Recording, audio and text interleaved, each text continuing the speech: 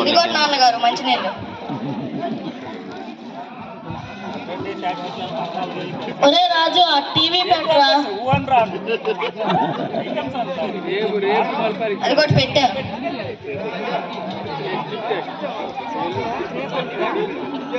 ఒరే రాజు నాకు కొంచెం ఆకలిగా ఉందిరా.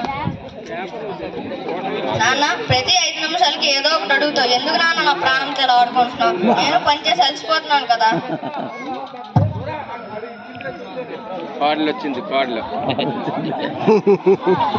అయ్యో రోజు రోజుకి ఇదే పరిస్థితి. గ్లాసులు పడేస్తారు, అన్నం పడేస్తారు. నేను ఎంత సర్దాలి? అవునా నాన్న సేత్ చెప్పేది నిజమేనా? అవునరా, నా చేతులు నాకు సహకరించడం లేదు.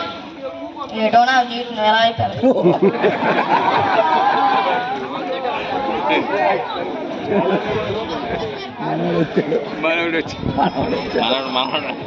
అందరూ మధ్యాహ్నం భోజనానికి కూర్చుంటారు. చూడండి మళ్ళీ నేలంతా మురికి. ఎంత అజాగ్రత్తగా తింటున్నారు. ఇలా అయితే ఎలా నాన్న? కొంచెం జాగ్రత్తగా తినాలి కదా. సీత నాన్నకి రేపటి నుంచి వేరే గిన్నెలో భోజనం పెట్టు. గిన్నె కూడా కింద పడేస్తున్నారు, గిన్నె పగిలిపోతుంది. నా కొడుకు కోడలికి నేను భారంగా మారుతున్నానేమో. ఆ తర్వాత రోజు నుంచి రామయ్య ఒక చెక్క గిన్నెలో భోజనం చేస్తాడు. చెక్క గిన్నె పడేస్తున్నాడు కదా.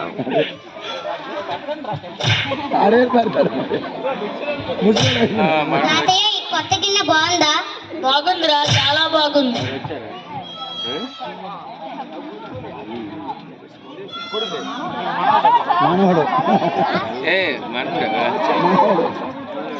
ఒరే రాము ఏం చేస్తున్నావురా?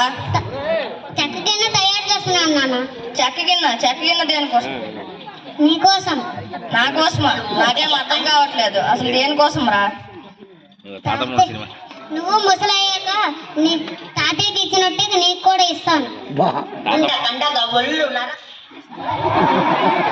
అయ్యో నా కొడుకే నా కళ్ళు తెరిపించాడు. నేను ఎంత పెద్ద తప్పు చేశానో నాకు అర్థమైంది సీత ఇప్పుడు. అవునండి.